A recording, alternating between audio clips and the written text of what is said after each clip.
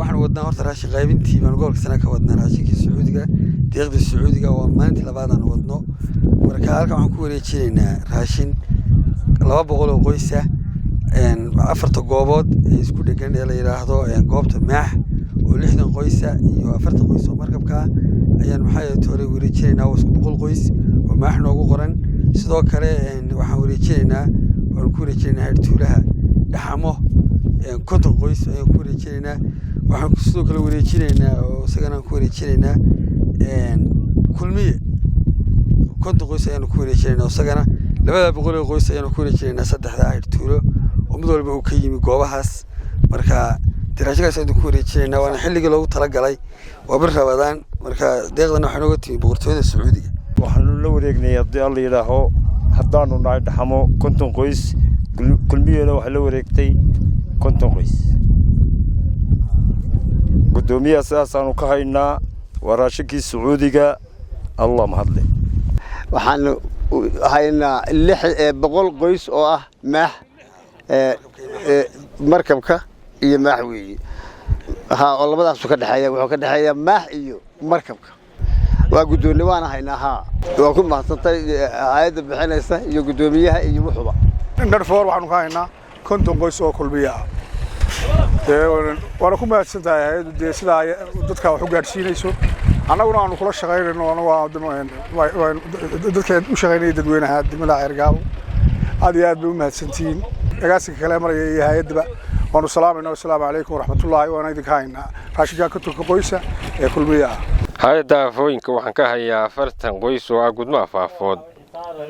anigu waa Cali Cabdullaahi Yuusuf gudida gudmo afaafeed waana nagu wareejin waana mahadsan yihiin goobtan waxaan ku wareejinaynaa 160 qoys 100 qoys oo Carmale ah oo maxay tahay isku jira 50 qoys oo ninku jooga iyo Carmale ama 100 qoys oo Carmale ah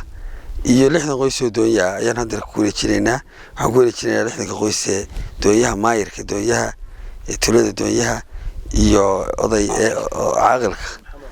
Maxamed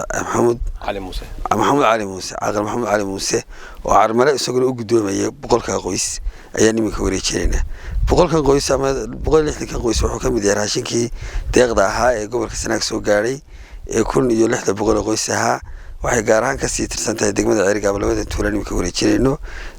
Doonyaha iyo Carmale oo ahaa ay qayb ka yihiin 800 qoys ee degmada Ceergaabo waana deeqda raashinka ee ka tii masjidka King Salman ee boqortooyada Sacuudiga noogu deeqday waana xilli loo baahnaa in soo gaadho bir Ramadaana dadkuna aad u jeclayeen xaalad abaareedna jirto waxaan leenahay cid kasta oo meel kasta uu ka yimi cidii u soo garatayba aad iyo aad buu mahadsantii anigu ah Chief Caaqil Maxamed Ali Muuse waxaan ka gudoomiyaa hay'adda Netfor waxaan ka gudoomiyaa raashinkii deeqda Ramadaanka loogu talagalay 2026 boqortooyada King Sacuud ay bixisay goobta waxaan gudoomiyaa Carmale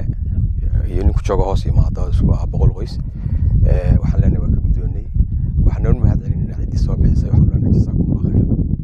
maanta waxaan halka deeq raashin kaga gudoonay hay'adda Netfor deeqdaas loogu talagalay dadka danyarta ah ee bisha Ramadaan deeqdaas ay soo bixisay King Salman boqorka Sacuudiga aad iyo aad baan uga mahadcelinaynaa hay'adda iyo cidii soo bixisay waqti muhiim oo kulli abaran iska yiri jiraan aad iyo aad baan uga mahadcelinaynaa waana ka gudoonay haddana nahay Doonyaha deeqda raashinka oo ah 60 qoys